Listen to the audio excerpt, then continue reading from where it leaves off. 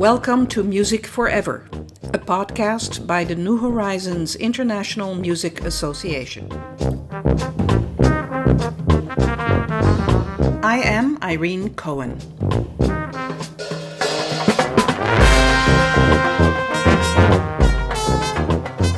In this special episode of Music Forever, a NHIMA podcast, Gerrit Lamain, a church organist and music educator, is featured. Born in Rotterdam in the Netherlands, he and his family survived World War II and emigrated to the United States. He became an organist playing in churches, international concert halls, as well as hockey stadiums.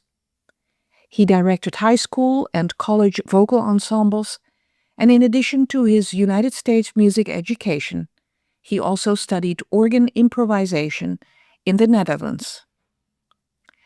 As music director of the Lowell, Michigan Showboat, he worked with famous folks such as Louis Armstrong, Dinah, Milton, Berle, Bob Newhart, and Steve Allen. His choral groups performed for President Richard Nixon in the Rose Garden of the White House.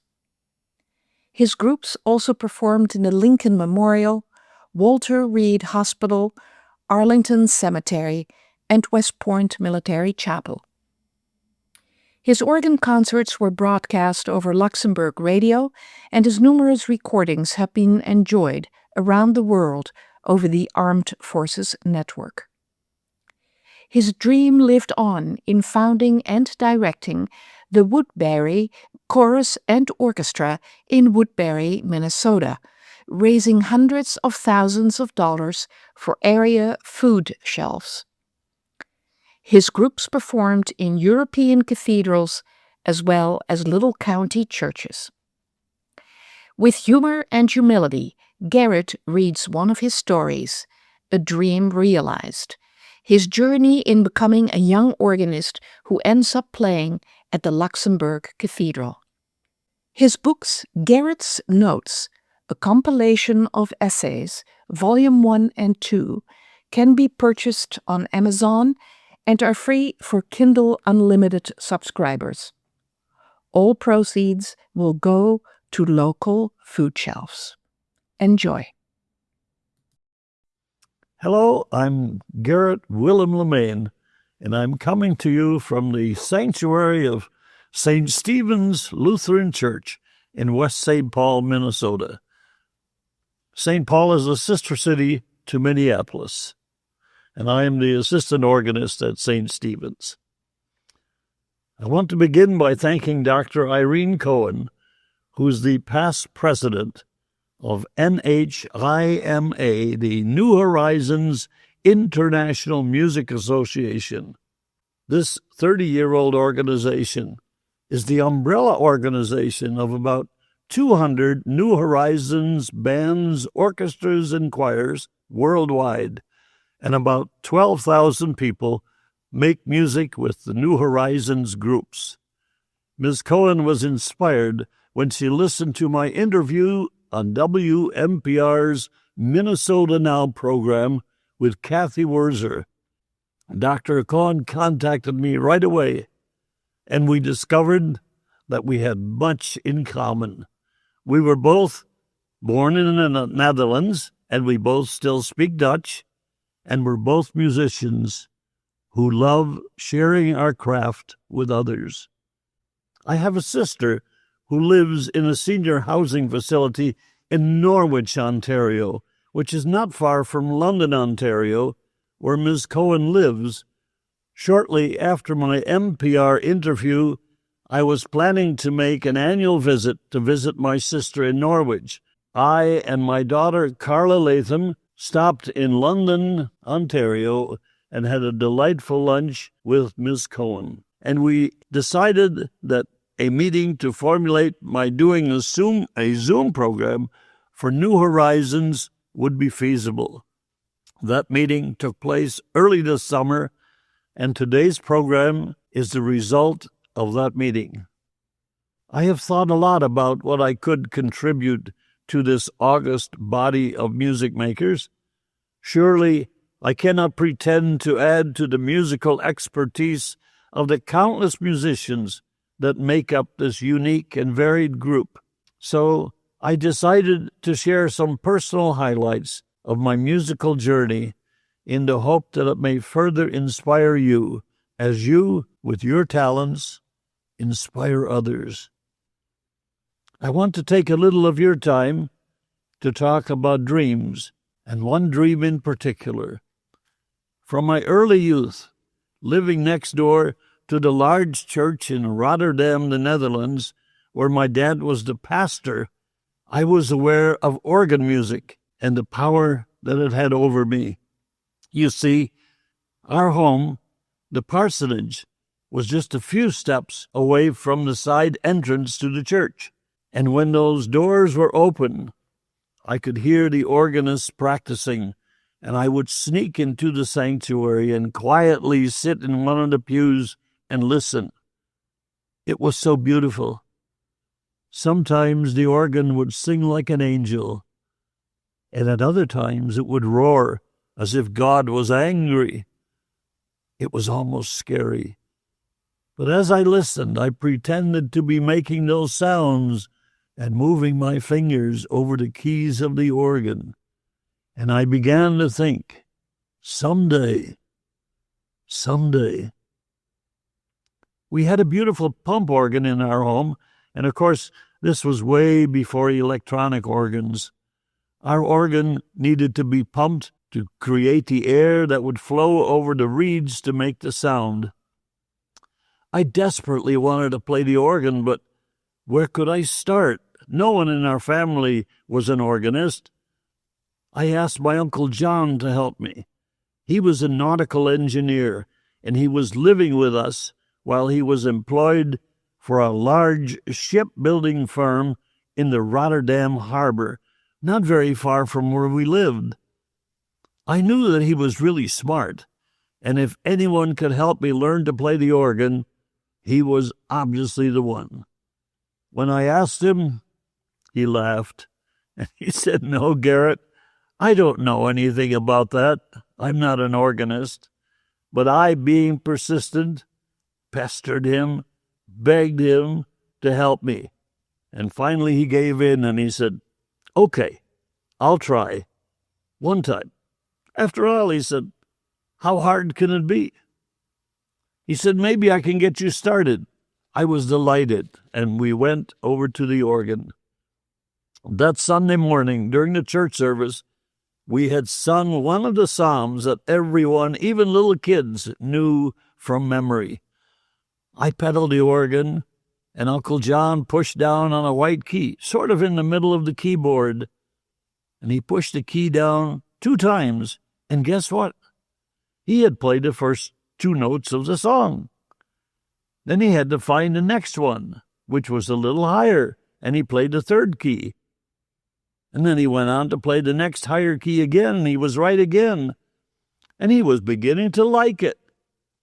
And he laughed, and he said, "See, it's not that hard." And then he went to the highest notes, and then he was done. He had figured out the first line of the song, and he said, "That's it for me. You figure out the rest." And I did. 1 key, 1 note at a time. It was the beginning of my dream of someday.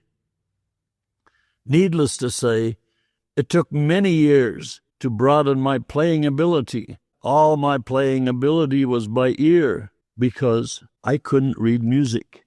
And I knew that if I wanted to play the music of the masters, that I needed to learn how to read the music language. I had to learn to read the notes, and I did. But it was a difficult journey, especially trying to figure out the rhythms. But my dream never wavered. I moved up the musical ladder and earned my degree in public school music, with a major in organ performance and minors in voice and theory. Then I immediately went on to get my master's in psychology and counseling. Those were 2 subjects I was interested in also, but I couldn't quite finish my master's degree because by that time I had started a family, and of course, there were bills to pay, a lot of bills.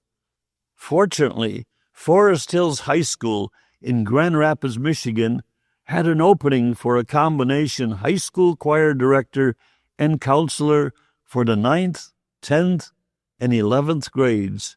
They practically begged me to take the job, and I was ready and able to fill both positions. In my graduate classes, I had become acquainted with Robert Frost's poem, The Road Not Taken. It was especially the last verse that inspired me. It reads, I shall be telling this with a sigh, somewhere ages and ages hence. 2 roads diverged into a wood, and I took the one less traveled by, and that has made all the difference. That poem became my guide and my motivator, and my dream lived on. I was now teaching in a high school. I had become a paid church organist music director, and in addition, I was asked and accepted the position of music director for the Lowell Showboat, working with stars like Dinah, Milton, Berle, Steve Allen, Bob Newhart, and the great Louis Armstrong. I also had my own radio program of improvised hymns heard weekly on WWII, a religious broadcasting station in Grand Rapids, and I had directed my first Broadway musical, The Sound of Music. That was a miracle dream story by itself. I had never seen or I had never even attended a Broadway musical. Folks from our religious persuasion, which was Dutch Reformed, considered such entertainment worldly and sinful, and it was certainly not something that a minister's son should or would do. But I did.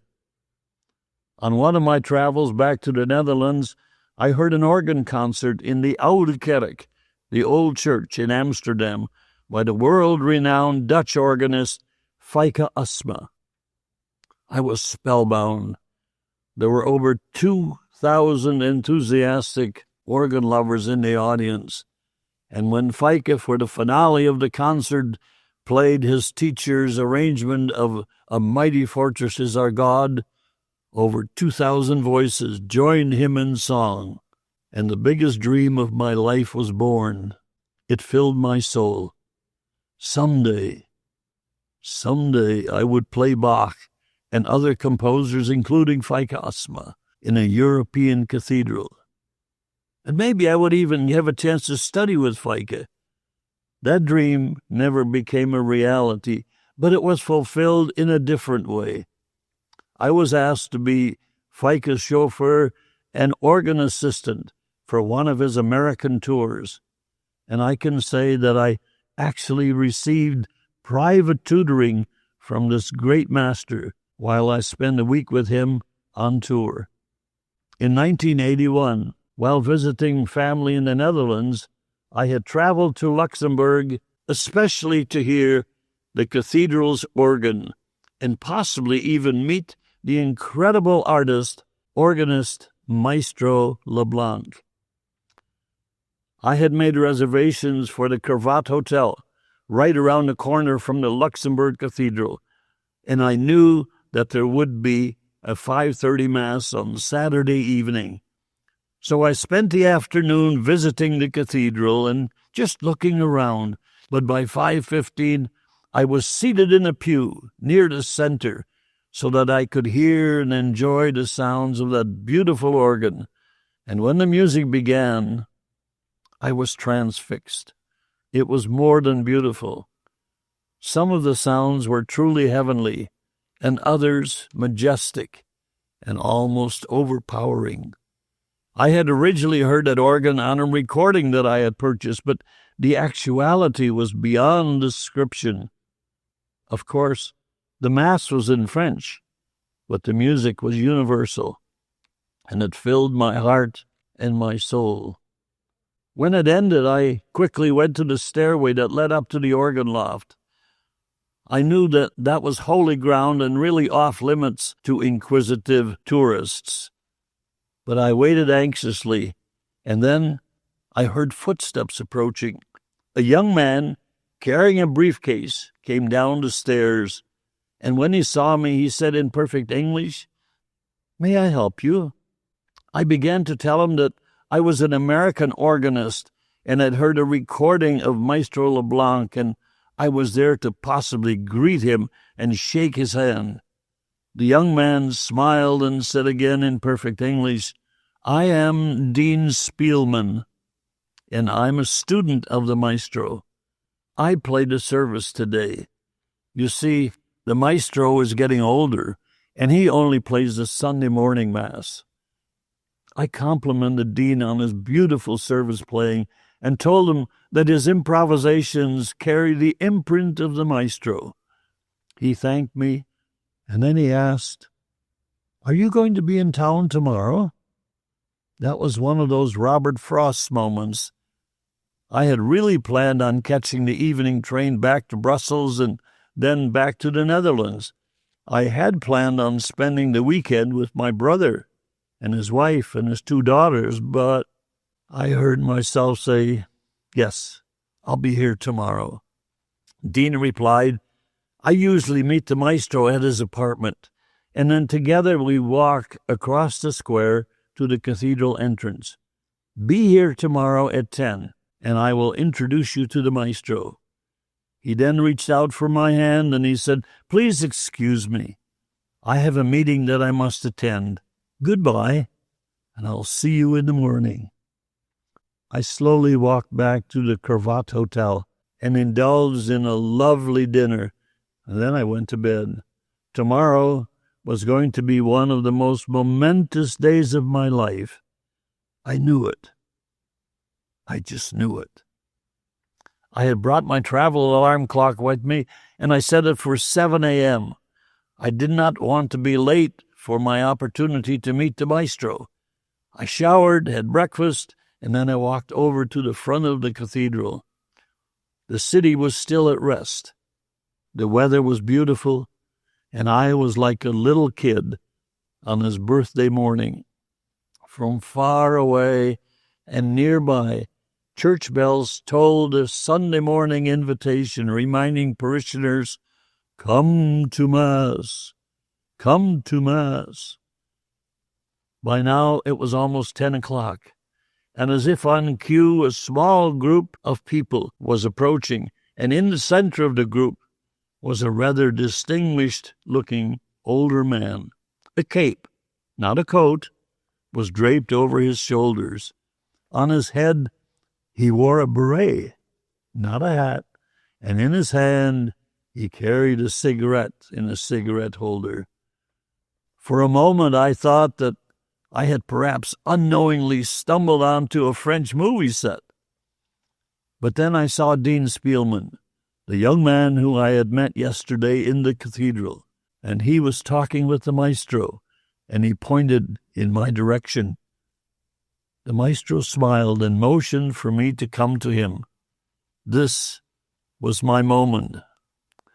I approached the maestro, and he extended my hand in greeting, and as I did, I began to tell the maestro my story, that I was an American organist, and I had purchased a recording of him playing a cathedral organ, and it was so fantastic, etc., etc., etc. And then Dean raised his hand and he said, "Gerrit, the maestro does not speak English." For a moment, words failed me. Fortunately, Dean rescued me from that embarrassing moment by saying, "But I'll translate for you." In the meantime, the maestro looked at his watch, and he motioned for me to follow him. In our little group, we walked to the cathedral side entrance. Dean held the door open for the maestro, and he gestured his thanks to the group, and he motioned for me to follow him into the cathedral. We went up the marble staircase and entered the door into the organ gallery, and there I saw the huge French-style four-manual console.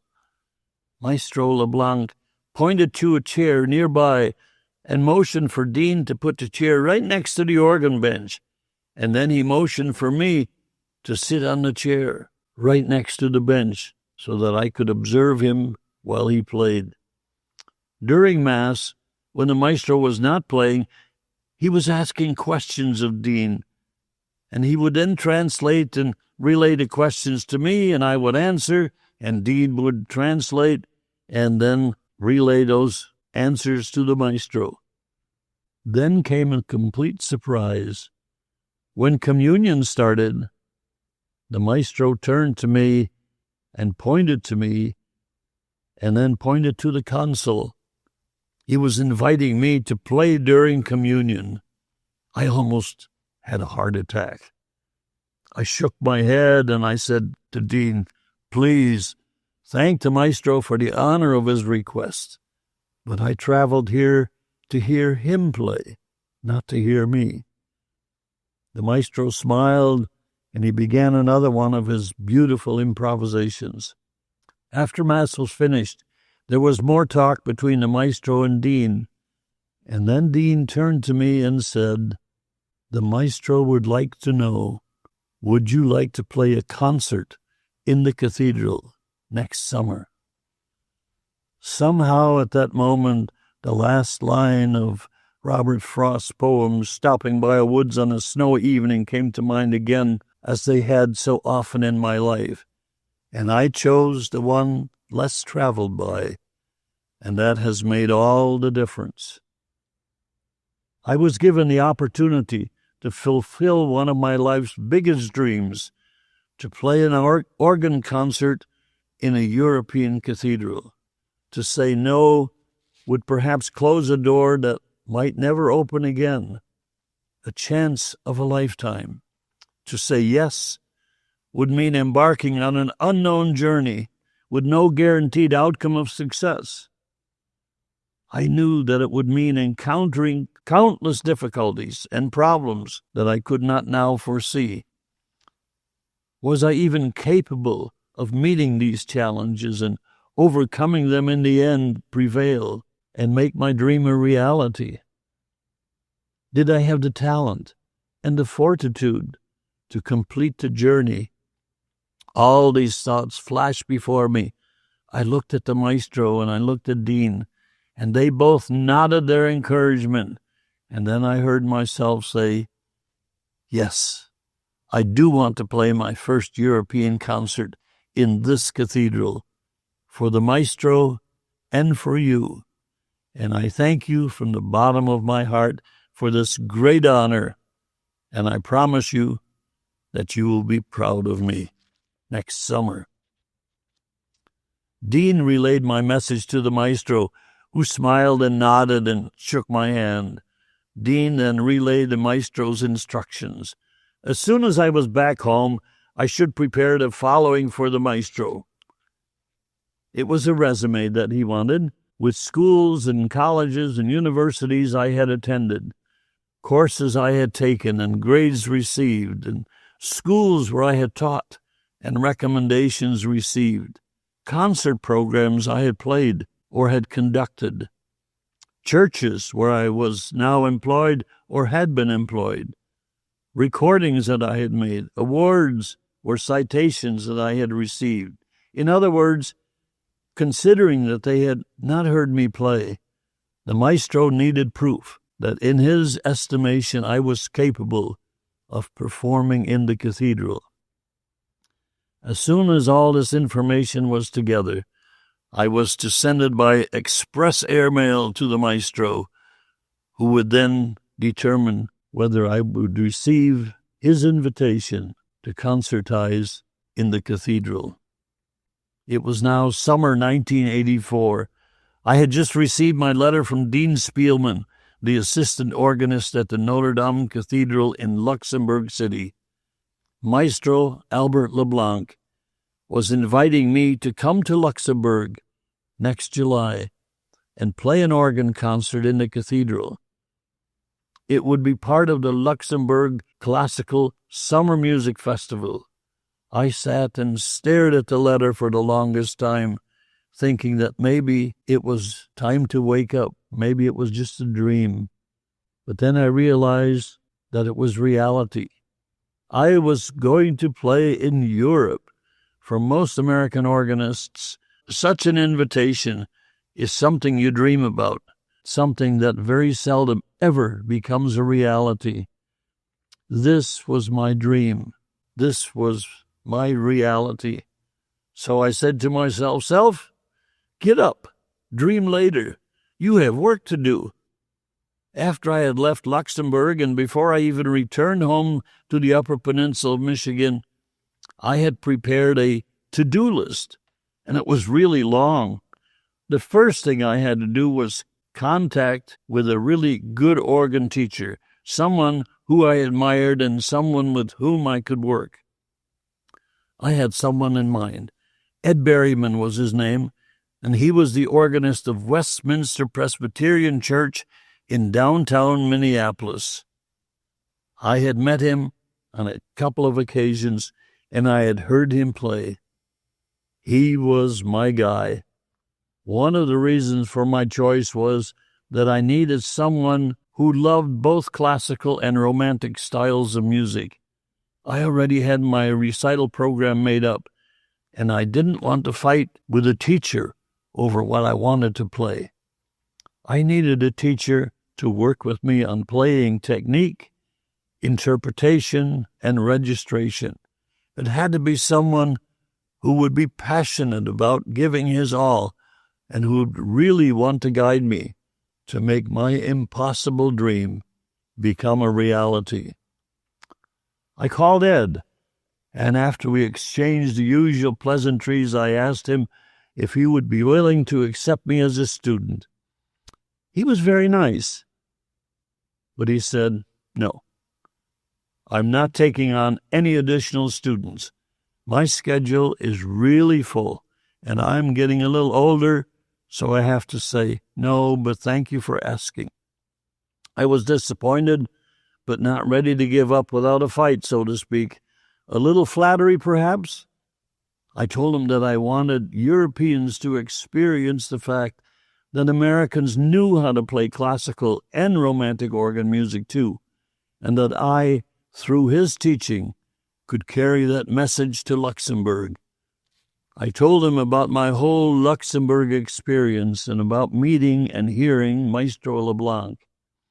I explained why I was so passionate about needing him, Ed, to make my recital not only possible, but successful. He paused and he said, "Okay, Gerrit, I'll do it. It sounds interesting." I almost cried. I was on my way. We discussed the details of the lessons. My lessons would be at 10 a.m. on the first Monday of every month. On the Sunday before my lesson, I would leave Houghton in the Upper Peninsula, Michigan, after playing my morning service at Trinity Episcopal Church, and then drive to Minneapolis and spend the night. On Monday morning at 9 o'clock, I would have the organ to myself, and then at 10 o'clock, I would have my lesson with Ed. It was supposed to be a 1-hour lesson, but it usually lasted 2 hours or more. Ed liked to talk almost as much as I do. After the lesson, I would drive to 350 miles back to Houghton and then arrive home in the evening. It would become my routine for the next 10 months. Summer, fall, winter, and spring. It was a good thing that I loved driving and traveling. Those were the days when CB radios were still popular in cars. I enjoyed mine a lot. It provided connection to other drivers on the road. Everybody that used one had what was known as a handle, a code name, to identify themselves to other drivers without having to reveal your real name. My code name that I had chosen was the Music Man, and I had some interesting conversations with truckers.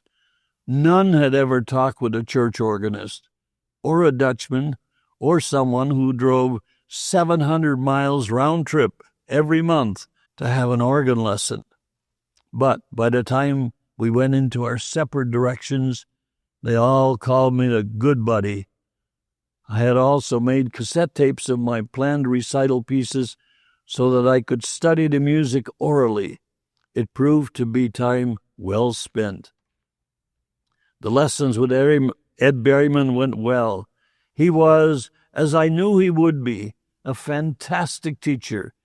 He was genuinely interested in what I wanted to accomplish with him, and he shared in my enthusiasm. He even asked for copies of the pieces that were unknown to him. I considered that a compliment. Of course, all my other work in the UP went on as normal. I had started a community chorus, and we performed some major choral works, such as the Christmas section of Handel's Messiah with orchestra. My school choirs were very active. My piano tuning business provided some extra income, and I was also playing for the Michigan Tech hockey games, as well as fulfilling my job at Trinity Episcopal Church, preparing for the upcoming Christmas season. The folks at the church were just wonderful and extremely helpful. During the winter months, the Sunday services were held in the undercroft. Now, that's an Episcopal word for basement. I needed to practice on the organ as much and as often as possible. A couple of men in my choir built a removable cage that fit over the console. We put a small space heater in the igloo, as they called it, and voila! I had a heated practice facility during the winter. They did impress upon me to be sure to leave one side open so that fresh air can enter. If you don't do that, we may have to look for an organist. Needless to say, their advice worked. I'm still around. Before winter, I had my car checked over. It had a rough winter ahead of it. Everything was fine, except the tires were near the end of their life. I invested in 4 Blizzak winter tires, and I was sold for life.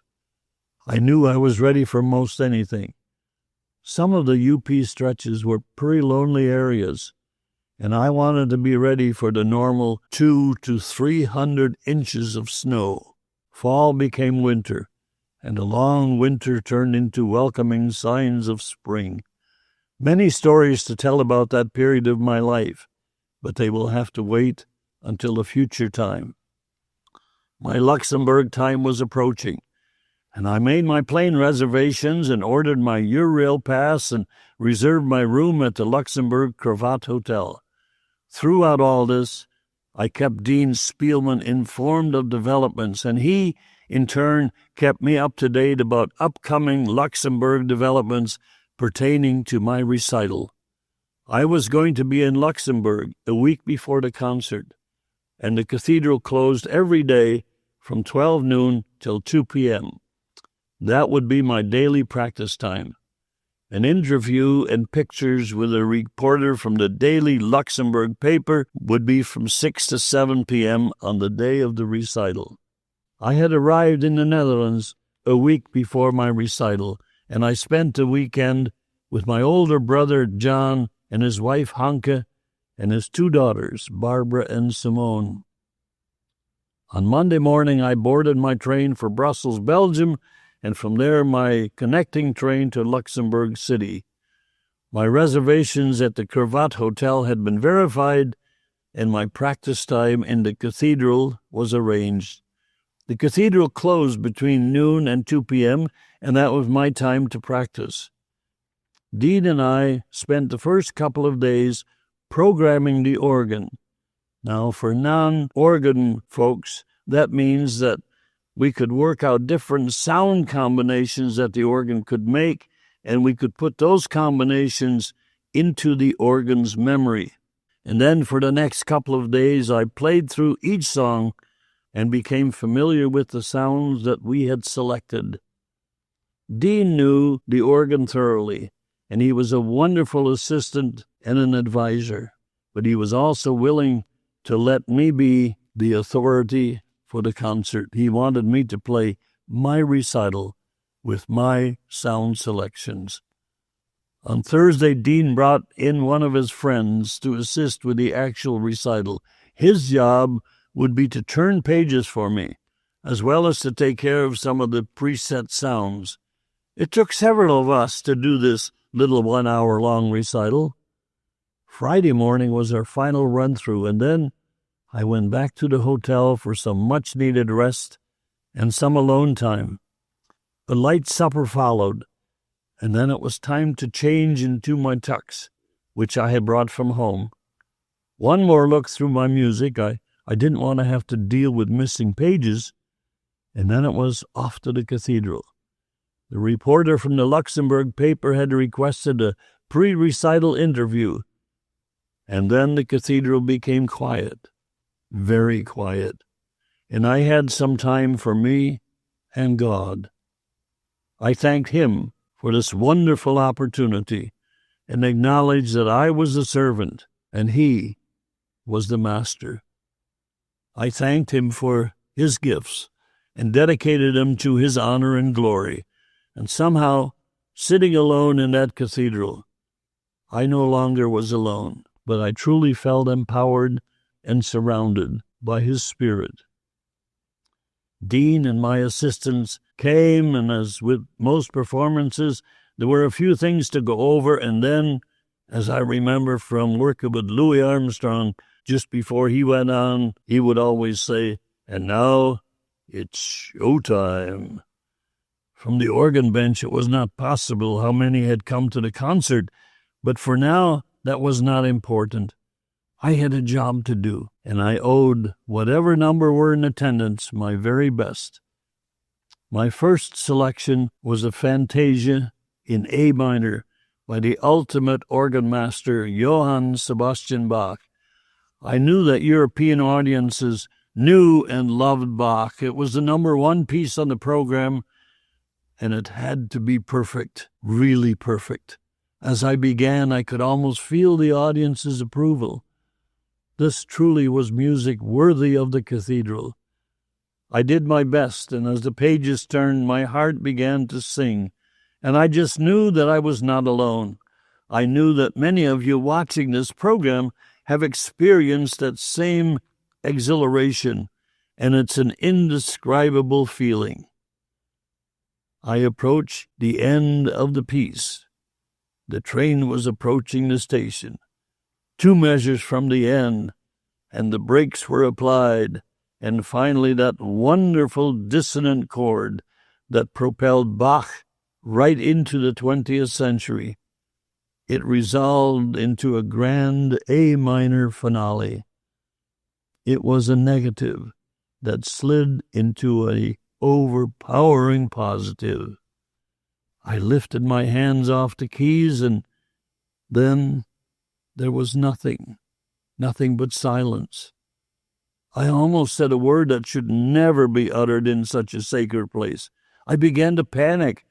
I had given it my all, and this audience was not buying it.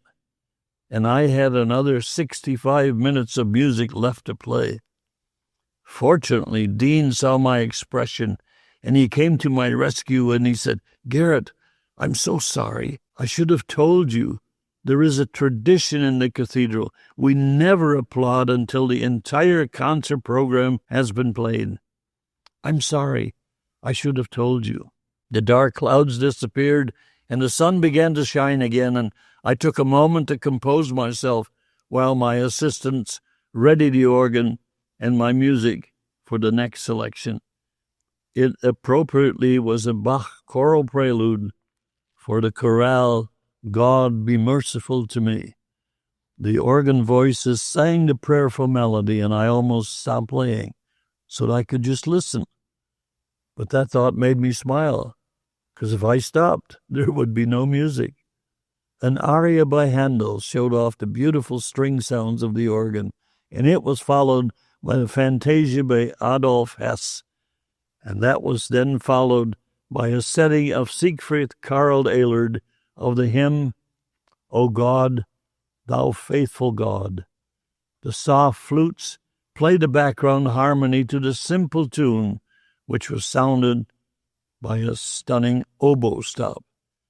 Then came one of my most favorite pieces, the Cantilena by Josef Reinberger. The beautiful romantic-style melody, played by the clarinet, was accompanied by the lush strings of this fantastic instrument.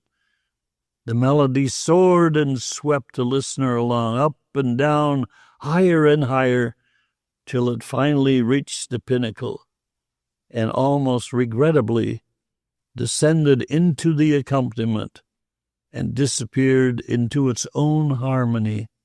It was truly music of the heavens. As if in a heavenly response, the organ, with all of its power and majesty, proclaimed the words of the 146th Psalm, "Praise to the Lord, hallelujah." And it was set in a fantasia by the Dutch composer Jan Zwart, who was also the former teacher of Feike Asma. It truly was music of the heavens, and I knew that if there were Dutchmen in the audience, they would surely be touched by this musical treat. The Dutch composer Jacob Bonset, variations on a theme by Henry Purcell, signaled that the concert was nearing the end. All that remained was the Toccata in D minor by Gordon Balch Nevin, an American composer. In formulating my program, I felt the need to begin with Bach and end with an American composer. It was a fun piece to learn, and audiences seemed to appreciate its joyful spirit. Up to this point, the concert, at least for me, had gone well. I was relaxed and smiled as the toccata rippled along. The slow middle section sounded lovely. And then again it was showtime. I gave the ending of the finale section my very best, and there it was, the end, the final D major chord, with seemingly all the pipes in the cathedral sounding. I lifted my hands off the keys, and the phenomenal acoustics of the cathedral did their thing. The sound seemingly did not want to leave, but it lingered for a few moments, and then it was gone. I had just played my first concert in a European cathedral. My dream had become a reality. In Robert Frost's words, I had chosen the road less traveled by, and that truly had made all the difference. I looked at my assistants, and they were smiling and quietly applauding, but then it dawned on me, they were the only ones applauding. What about my audience? Was there even an audience? But thank God it began. A few hands clapping began, and then many hands clapping, and then it was a sea of clapping. Dean urged me, go to the balcony rail and acknowledge your audience. He said, wave at them, but don't stay too long, because remember, we have an encore prepared. I literally ran to the balcony rail, and then I saw a sea of people, not tens, but hundreds, applauding and waving. And I waved back and said, with tears in my eyes and voice, thank you, thank you, thank you, over and over again. And then I remembered Dean's admonition to come back quickly.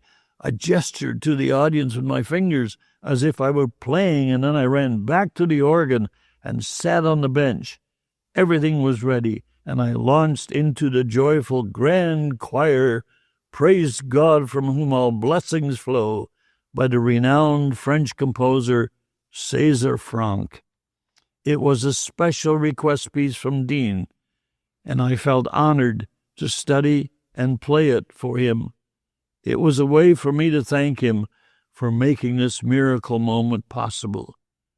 The local Luxembourg paper wanted a few more pictures, and then I gathered my music and my other belongings and walked out into the square. My recital had been sponsored by the Luxembourg Tourist Association. It was also sponsored by the United States Embassy, the Friends of Albert LeBlanc, and the Luxembourg Summer Music Festival. and it was rebroadcast on Radio Luxembourg.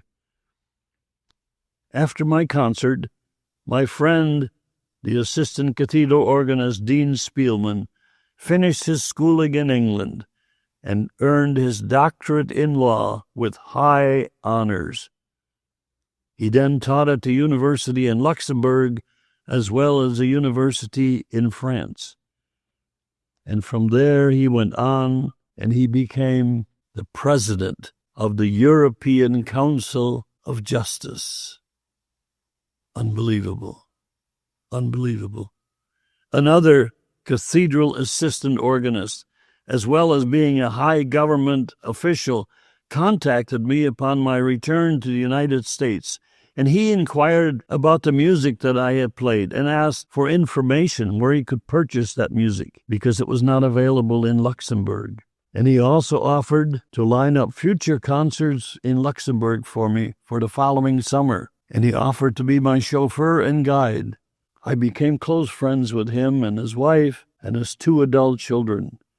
In fact, I was asked to be the guest organist for their daughter's upcoming wedding, but due to financial constraints, I had to decline. But I did compose a wedding march for the happy occasion, and in that way I could be with them in spirit. I also grieved with them when they lost their son, a state policeman, who succumbed to a respiratory illness. My friendship with Maestro LeBlanc continued. Whenever Dean sent me a letter, he always included well wishes from the maestro, who had referred to me as the young American who plays so well. We could only speak to one another through an interpreter, but our bond never needed words. Before I left for home, he presented me with a signed copy of his just-released volume of organ pieces. One of those pieces was a toccata. It was quite difficult, but I studied it and learned to play it, and I played it at my first concert in the cathedral the following summer. The maestro was present at the concert, and he told me after the performance that he was pleased and deeply moved. Each time in the following years, when I returned to Luxembourg in the summer to play, I would attend Mass on Sunday morning, and the maestro would always honor me by asking me to improvise during communion. It remains one of my great honors of my career. When in 1987 I received word of his passing, I mourned, as one mourns the passing of a great artist and a dear friend who will continue to live in my heart, always. I thank him for making that dream a reality. The Luxembourg press was more than gracious in their editorial about my recital. They used words like an extremely enjoyable recital, and he attacked the score with power, using very beautiful registrations. We compliment the artist for his beautiful technique. It was definitely a recital out of the ordinary. The recital was broadcast on Radio Luxembourg, and it reached into France, Germany, Belgium, and the Netherlands. And how about my dreams? What have I learned? I have learned that I can dream. I can take roads less traveled by, as long as I'm willing to face the hardships and sometimes the pitfalls that such a journey brings with it. But I also know that when one is ready to pay the price, the rewards are more than worth the cost, and the promised land is truly a land of milk and honey. And so climb every mountain and ford every stream and follow every rainbow till you too will find your dream. I want to take this opportunity to thank my dear friend Irene Cohen. She and I are both Dutch natives, and we are musicians who share a love for music, and we share it with the world. I also want to thank Gerrit Masters, the audiovisual technician at St. Stephen's Lutheran Church in West St. Paul, where this program was recorded, and Senior Pastor John Snyder, who graciously gave his permission to use the church's sanctuary to tape today's program. I'm Gerrit Lamain, and you can read more about me in my 2 books, Gerrit's Notes 1 and 2, available on Amazon. And for additional information, or if you feel like you would like to contact me, you can reach me at Gerrit, Gerrit Lamain, LAMAIN, @gmail.com. And may the song in your heart inspire the world. Thank you.